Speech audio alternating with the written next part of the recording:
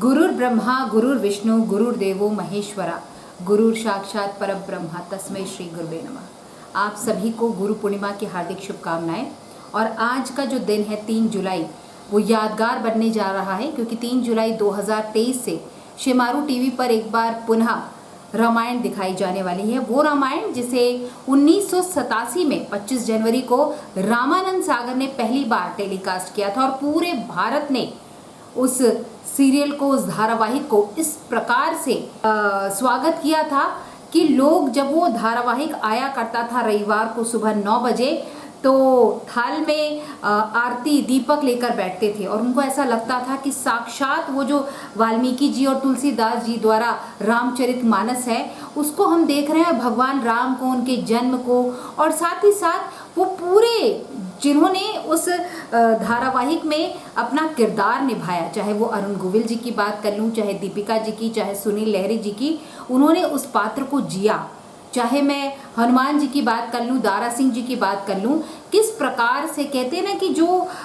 लिखावट थी और जो उन्होंने प्रेजेंटेशन दिया वो वाकई यादगार रहा। तो पहली बार 1987 और उसके बाद 2020 में आप सभी ने देखा लॉकडाउन के समय दूसरी बार रामायण, और बच्चे भी ये जानने लगे कि किस प्रकार के पात्र थे, और साथ ही साथ उन्होंने ये भी जाना कि भगवान श्री राम को पुरुषोत्तम राम क्यों कहते हैं, और वो तमाम जानकारियां जिन्हें आज के बच्चों को और आज की पीढ़ी को जानना बहुत ज़रूरी है। और इस समय अगर मैं बात करूं 3 जुलाई 2023 की पुनः एक बार रामायण को टेलीकास्ट किया जा रहा है, तो वो इसीलिए क्योंकि आदि पुरुष ने जिस प्रकार से उस छवि को धूमिल करने की कोशिश की, मनोज मुंतशिर, मुझे नहीं पता कि आदि पुरुष के समय जब वो डायलॉग लिख रहे थे तो उनकी मन स्थिति क्या हो गई थी। और उसके बाद कहते हैं कि अगर आप एक गलती कर लेते हैं तो उसके लिए हाथ जोड़कर अगर आप क्षमा मांग लेते हैं तो हमारे भारत देश में सनातनी उसे क्षमा कर देते हैं। लेकिन नहीं, उन्होंने अपनी एक गलती को छिपाने के लिए कंटिन्यू बार बार सोशल मीडिया पर और टीवी चैनल्स पर आकर उसके ऊपर भी पर्दा डालने की कोशिश की। और खासकर दुख इस बात का लगा जब वो ये कहते नजर आए कि भगवान राम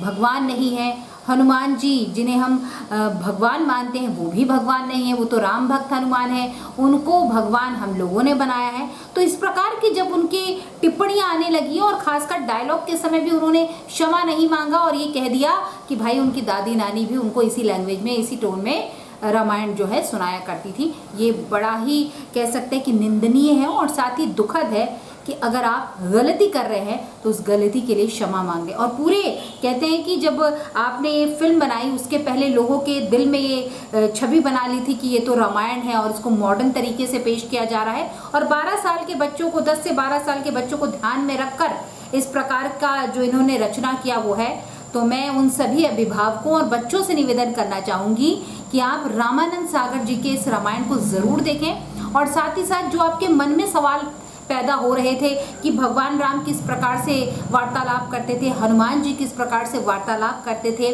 और माता सीता जी के साथ क्या हुआ, उनकी छवि जो आपके दिल में आदि पुरुष को देखकर उतरी है, उन सब की छवि को आप हटाइए और रियल जो रामायण है उसे देखिए, और साथ ही साथ पूरे परिवार के साथ बैठकर देखिए। समय 7:30 बजे से है और शेमारू टीवी पर है, मैंने आपको बता दिया। और आपको करना क्या है, अपने बच्चों के साथ बैठकर इस रामायण को देखना है और उस आदि पुरुष को भूल जाना है, क्योंकि वो